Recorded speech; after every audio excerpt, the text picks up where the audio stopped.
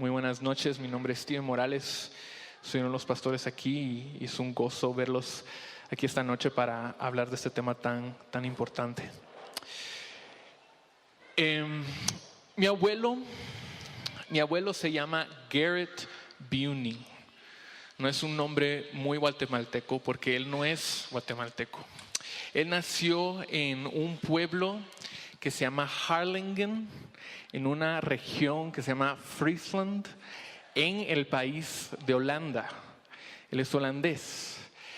Y yo no crecí cerca de mi abuelo, él no estaba a la cuadra, él no vivía en la misma ciudad que yo. Pero en varias ocasiones como familia nosotros tuvimos la oportunidad de ir a visitarlo y pasar tiempo con él, escuchar sus historias, escucharlo cantar estas canciones que él cantaba en holandés que yo no le entendía, pero igual yo y mis primos le aplaudíamos y le seguíamos la onda. Y él hace poco acaba de cumplir 93 años. Siempre cuando lo íbamos a visitar, era una ocasión especial porque nosotros nos sentábamos con él y él nos empezaba a contar historias de cómo era la vida antes, de cómo era vivir en otra época, de cómo eran sus hermanos, cómo era su pueblo, cómo era crecer como un adolescente en otra época. Y para nosotros eso siempre fue muy interesante. Cuando mi esposa y yo, cuando Gaby y mi esposa y yo fuimos a vivir a los Estados Unidos unos años, fuimos a estudiar y trabajar unos años, nos mudamos a la misma ciudad donde vivía mi abuelo. Entonces aprovechábamos, a veces después del trabajo o después de una clase, yo iba con mi abuelo y iba a su apartamento y me sentaba con él. Yo tenía el hábito de sacar mi celular y ponía mi celular en la mesa o a la par de su sillón y lo ponía a grabar el audio y me sentaba con él y le hacía preguntas y preguntas y preguntas. Contame cómo eran tus hermanos, cómo era tu abuelo, cómo era tu pueblo, cómo eran las cosas en ese entonces.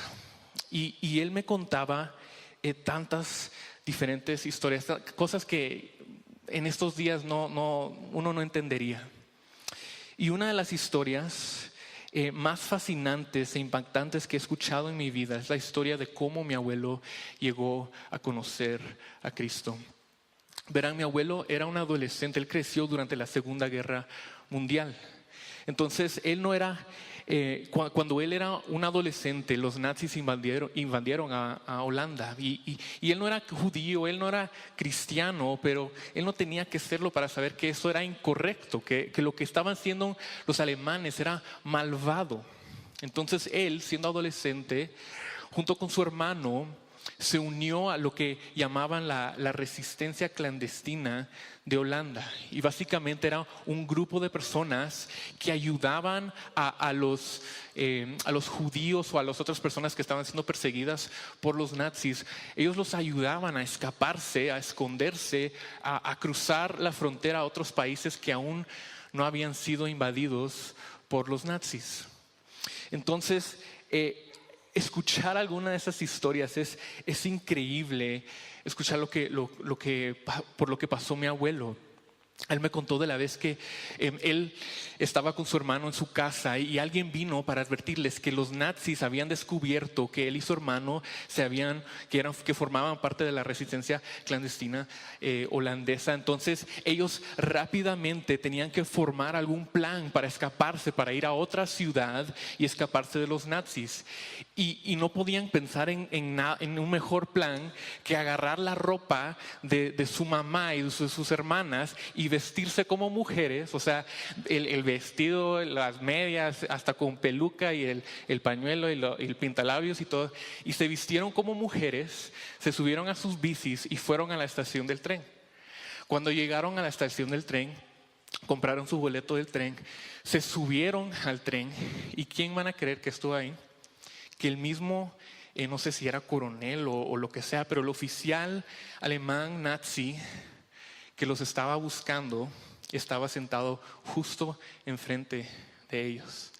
Entonces inmediatamente ellos estaban como que y se iban a dar la vuelta y se iban a salir del tren, se iban a bajar del tren. Pero el hombre, el oficial nazi, se paró, los agarró y les ofreció su lugar. Y le dijo, por favor, no, siéntense. O sea, era nazi, pero no un nazi, o sea, caballeroso, pues. Entonces, historias así que uno no se imagina, uno no los puede inventar. Pero la historia de la conversión de mi abuelo ocurrió después de ese momento. Una noche, mi abuelo y los otros miembros de la resistencia clandestina se juntaron en la casa de uno de los miembros. Y no se sabe cómo, pero los nazis descubrieron que su escondite, dónde se estaban reuniendo y quiénes estaban ahí, que se iban a reunir esa noche. Entonces esa noche, en cuestión de segundos, los nazis quebraron la puerta y con balazos y fuego y todo, destruyeron las ventanas y todos salieron corriendo, pero todos fueron atrapados y arrestados, menos mi abuelo. Y lo interesante es que dentro de ese grupo de personas que fueron atrapadas, todos eran cristianos, menos mi abuelo. El próximo día, los nazis llevaron a los mejores amigos de mi abuelo a la plaza central de ese pueblo. Los colocaron en una fila para ejecutarlos.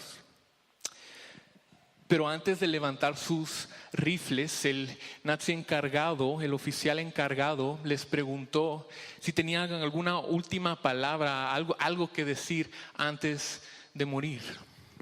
Y en ese momento, los mejores amigos de mi abuelo se agarraron de las manos y cantaron un himno.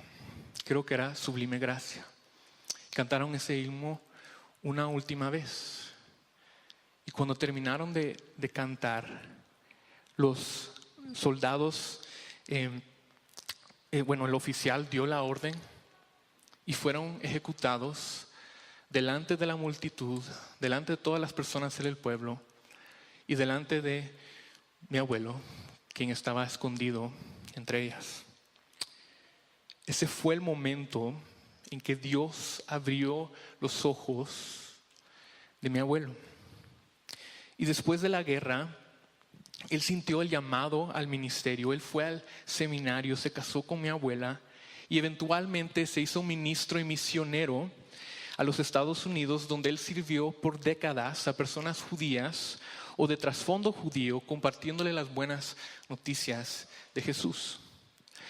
Y el año pasado yo fui a visitar a mi abuelo, me senté con él, saqué mi celular, puse el audio a grabar y sabiendo, él nunca se daba cuenta, y sabiendo que estábamos por comenzar esta iglesia, por plantar esta iglesia, y sabiendo que eso es algo difícil y que íbamos a enfrentar muchas dificultades en el ministerio, yo le pregunté a mi abuelo, le dije, Opa, es abuelo en holandés, dije, Opa, ¿cuál ha sido el desafío más grande en tu vida? ¿Cuál ha sido esa cosa lo más difícil de superar en tu ministerio? Y antes de que yo terminara la pregunta, él ya sabía la respuesta. Sin vacilar, él respondió, nunca he luchado con algo más grande en mi vida que perdonar a los alemanes. Después de esa conversación, yo me di cuenta, para mí fue claro que él no solamente estaba hablando de los alemanes, de los nazis que mataron a sus amigos, sino de todos los alemanes que participaron en todas las atrocidades que mi abuelo vio y experimentó. Y él, siendo un misionero, un ministro a los judíos o a personas de trasfondo judío también, él escuchaba historias tras historias de su sufrimiento y los dolores que ellos experimentaron a las manos de los nazis. Y él, habiendo sufrido eso también y ahora sufriendo con ellos al escuchar sus historias y compartir en sus vidas, él no quería hacer nada más que odiar a los alemanes. La lucha de mi abuelo fue ministrar a personas que odiaban a las mismas personas que él odiaba. Su lucha fue ministrar a personas que no querían perdonar a las mismas personas que mi abuelo no quería perdonar. Entonces, ¿qué hacer? Él odiaba a estas personas. El odio, la venganza, ese sentimiento amargo de no querer, de rehusarte a perdonar a alguien, es una enfermedad terminal para el cristiano. Mata la vida cristiana, apaga el espíritu. Y porque es inherentemente relacional. Cuando no perdonamos, mata también nuestra vida en comunidad, mata la iglesia. A todos nos cuesta perdonar. Creo que Justin hizo eso claro en su plática anterior.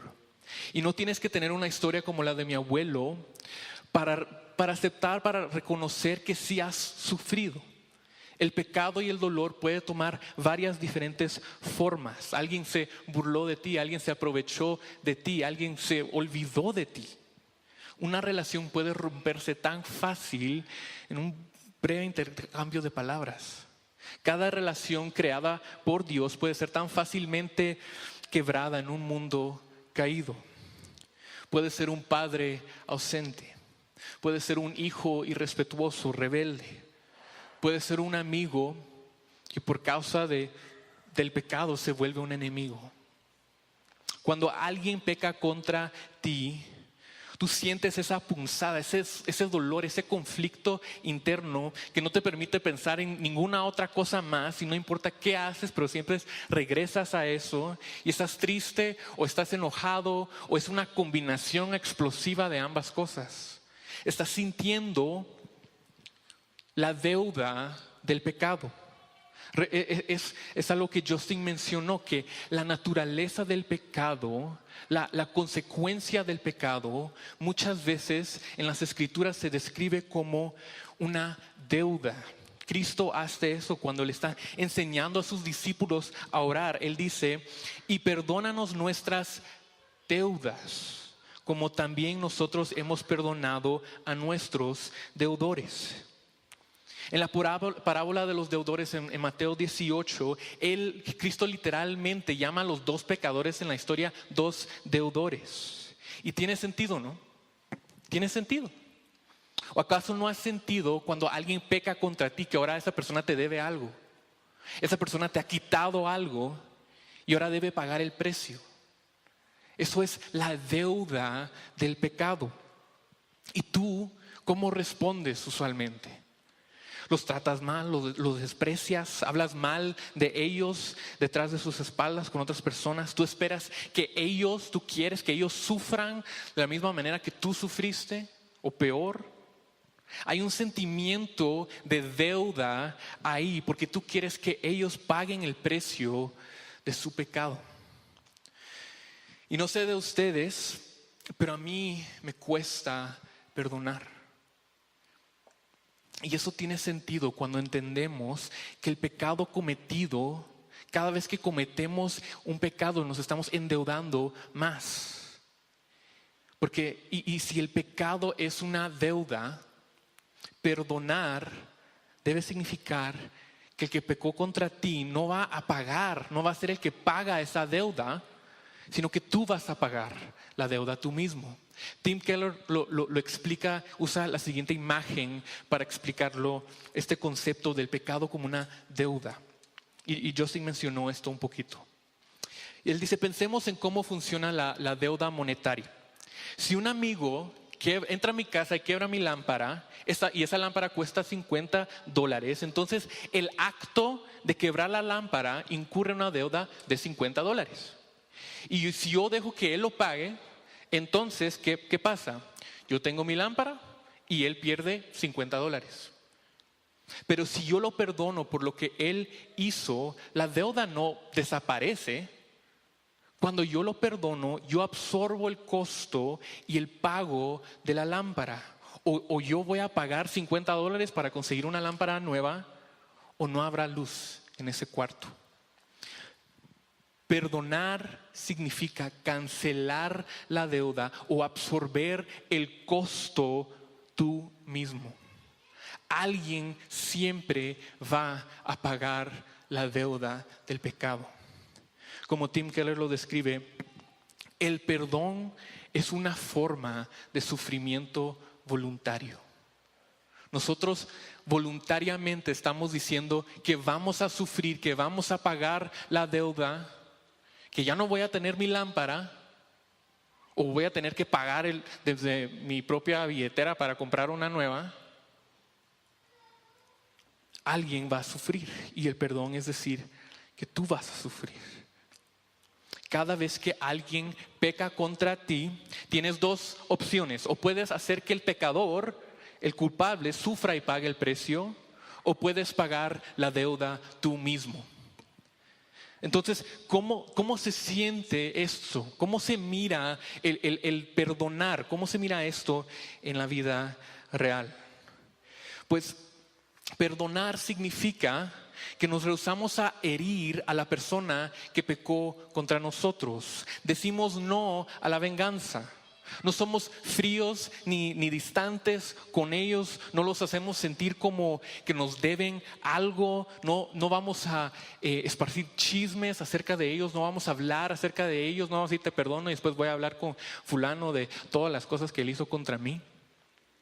No los vamos a ver como enemigos, sino como hermanos. No vamos a asumir lo peor de ellos. No vamos a reimaginar el pecado una y otra vez en nuestra mente, como si lo estuvieran cometiendo una y otra vez, aunque solo lo hicieron una vez. No vamos a hacer que ellos sufran, sino que vamos a negar cualquier deseo de venganza y voluntariamente aceptar el sufrimiento nosotros mismos. Efesios 4, 31 al 32 dice: sea quitada de ustedes toda amargura, enojo, ira, gritos, insultos, así como toda malicia. O sea, no pequen contra otros, ni exijan que otros paguen el precio de su deuda. Hay dos lados a esa moneda. No vamos a exigir, no vamos a causar más sufrimiento cuando alguien ha pecado contra nosotros. Más bien, versículo 32, sean más bien amables unos con otros, misericordiosos, perdonándose unos a otros, así como también Dios los perdonó en Cristo. Todas estas buenas cosas que debemos hacer, o sea, bondadosos, misericordiosos, todos esos mandamientos de cosas que deberíamos hacer, pacientes, humildes, que miramos en las Escrituras. Cuando hacemos esto, estamos demostrándole a la persona que le hemos perdonado. Estamos viviendo el perdón, estamos demostrando el perdón con nuestras acciones, con nuestra vida. No es simplemente decir las palabras te perdono, sino que es respaldarlo con nuestras vidas, con un corazón que ama a personas que no merecen ser amadas. Amar a personas que no han hecho nada para merecerlo. Ese es el camino a la paz con otros. Pablo lo repite en Colosenses 3, 12 al 13. Dice: entonces ustedes, como escogidos de Dios, o sea, santos y amados, o sea, que tienen paz con Dios porque han recibido el Evangelio, creen en Jesús, revístanse de una tierna compasión, bondad, humildad, mansedumbre y paciencia, soportándose unos a otros y perdonándose unos a otros si alguien tiene queja contra otro. Como Cristo los perdonó, así también háganlo ustedes. Me parece tan interesante que en esta lista que Pablo da de todos los mandamientos, de cosas que deberíamos de ser y hacer, de ser bondadosos, humildes, compasivos, Pablo también incluye un mandamiento de perdonar a los demás. Eso es tan importante porque nos dice que Pablo ya asume que los demás nos van a hacer daño, nos van a herir, van a pecar contra nosotros. Y para Pablo, la respuesta, la vida del cristiano no es de venganza. El perdón no es condicional, no es en base al comportamiento de otras personas, sino que es en base a lo que Cristo ha hecho por nosotros. Nuestra disposición a perdonar nunca ha sido en base al pecado cometido en contra de nosotros. La vida cristiana nunca se ha tratado de hacer bien a los que te hacen bien, sino hacer bien, bendecir a los que te hacen mal. De esto habla Pablo otra vez en Romanos 12.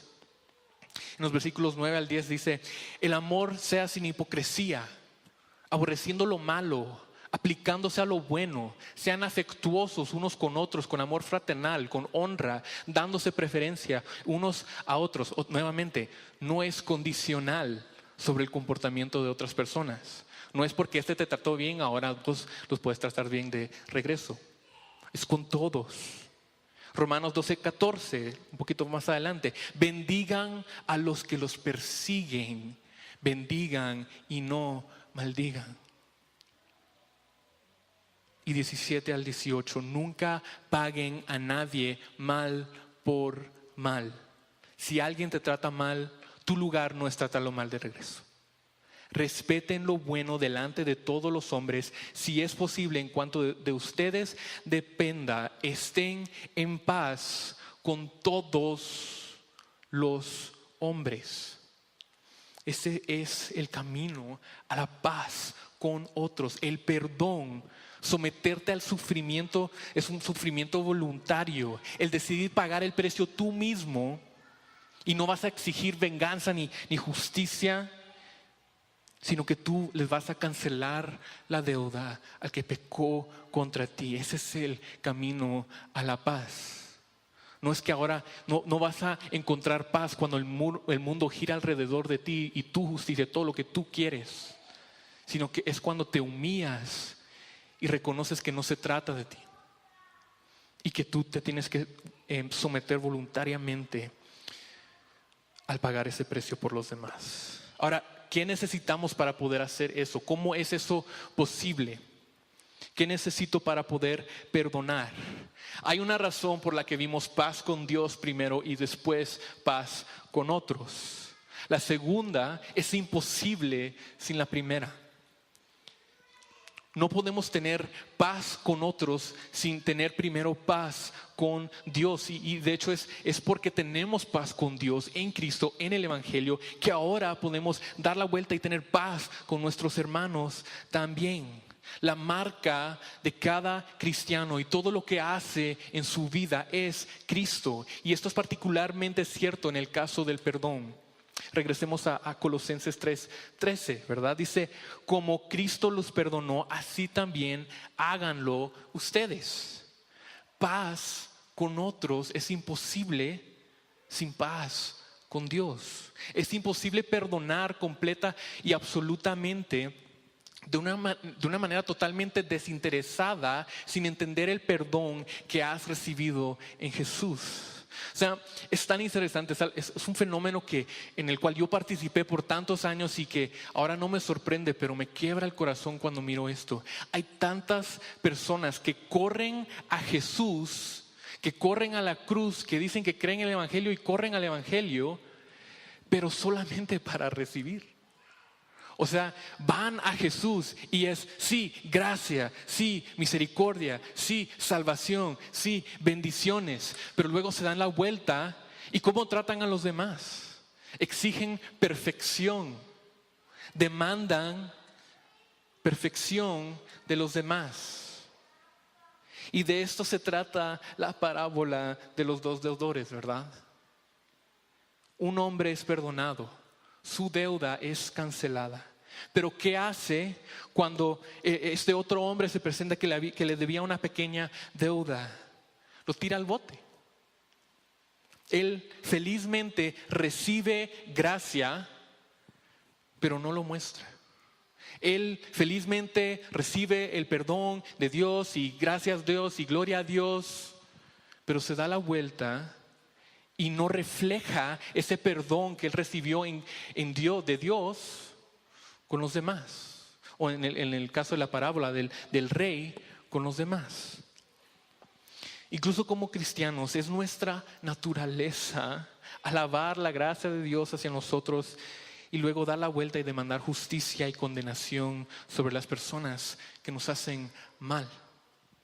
Mateo 6:15 dice: pero si no perdonan a los hombres, tampoco su Padre les perdonará a ustedes sus transgresiones. O sea, ¿qué quiere decir eso? Esto no significa que ganamos nuestra salvación al perdonar a otros. O sea, nuestra salvación no depende de nuestras obras. Pero lo que quiere decir Jesús en este pasaje es que si no estamos dispuestos a perdonar y si no perdonamos en lo absoluto, entonces tal vez eso sí nos descalifica. Entonces tal vez eso sí es evidencia de que no hemos entendido el Evangelio, de que no hemos entendido el perdón que tenemos en Jesús y que no hemos entendido la gravedad de nuestro propio pecado, no hemos visto nuestro propio corazón primero, la gravedad de nuestro pecado y cuán asombroso es la misericordia de Dios hacia nosotros en Cristo Jesús. El Evangelio nos impulsa a perdonar. O sea, es la respuesta, es la reacción más natural, más obvia del Evangelio. En palabras simples, para responder a la pregunta ¿cómo nos impulsa el Evangelio a perdonar? Decimos esto: porque Cristo te amó y te perdonó por tus pecados contra Él. Tú ahora amas y perdonas a las personas que pecan contra ti. Se los voy a decir de otra manera. En el Evangelio, Dios pagó el precio de todos los pecados. Los que yo cometo, los que yo cometí y los que otros cometen contra mí. Entonces, si yo quiero mirar a la cruz, mirar al Evangelio, mirar a Jesús y quiero aceptar el perdón de mis pecados y quiero aceptar y recibir esa misericordia, esa gracia, entonces debo también darme la vuelta y aceptar el perdón de los pecados de otros por los cuales Cristo murió. Entonces no los estoy perdonando porque ellos se lo merecen. No les estoy perdonando porque soy perfecto. Si fueran perfectos no los tendría que perdonar. Los estoy perdonando porque Cristo lo hizo primero cuando murió por ellos. Cristo no solamente murió por ti. Cristo murió por toda su familia. A esto se refiere Pablo cuando dice que el Evangelio nos reconcilia no solamente con Dios, pero con nuestros hermanos también, con otras personas también. Y a esto se refiere cuando dice que debemos perdonar como lo hizo Jesús. Jesús ya pagó la deuda de su pecado, del pecado cometido en nuestra contra, en contra nuestra. Ahora tú haces lo mismo. Claro, cuando nosotros perdonamos, no estamos cumpliendo la salvación del mundo como lo hizo Jesús, pero sí estás demostrando el fruto de la salvación en tu corazón al cancelar la deuda y perdonar los pecados de otros. Perdonar es lo que hacemos cuando vivimos a la luz de Jesús, no de otras personas. Es lo que hacemos cuando Jesús define nuestra vida, no otras personas. Es lo que hacemos cuando Jesús está en el centro de nuestra vida, no otras personas. Eso fue lo que yo aprendí ese día que me senté a hablar con mi abuelo. Él no solamente me dijo cuál fue su lucha más grande, su mayor lucha. Él me dijo cuál fue su única esperanza para superar esa lucha. Porque aunque le costó muchísimo perdonar a los que le habían causado tanto dolor, ese gozo o ese costo no se compara con el gozo de conocer a Cristo. Nosotros servimos a Jesús. Nosotros servimos a Jesús, el hombre que al ser crucificado oró por el perdón de los hombres que clavaron sus manos y pies a la cruz.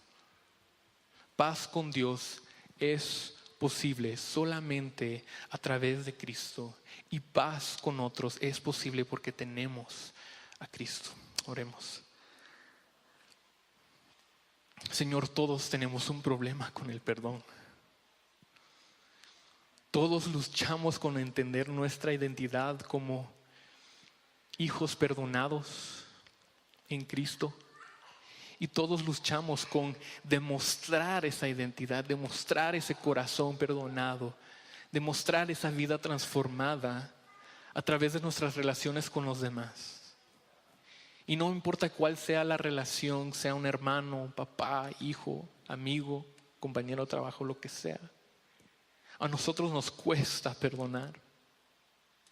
nos cuesta porque inmediatamente la postura de nuestro corazón trata de defenderse a sí mismo.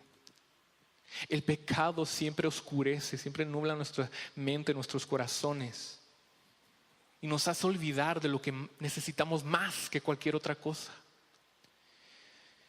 Y hoy queremos recordar que te necesitamos a ti, Señor. Que necesitamos recordar y descansar en el perdón que tú nos has dado. Ayúdanos a actuar como personas que han sido perdonadas, a personas que su deuda ha sido cancelada. Y en torno, ayúdanos a ir y cancelar las deudas de otras personas también, a tener paz con otras personas, porque reconocemos que nuestra identidad no cae en eso, no cae en lo que ellos piensan de nosotros, no cae en lo que ellos nos han hecho a nosotros, sino que nuestra identidad se encuentra en Cristo. Y en Cristo somos perdonados, en Cristo tenemos paz con Dios. Y eso nos impulsa a tener paz con otros.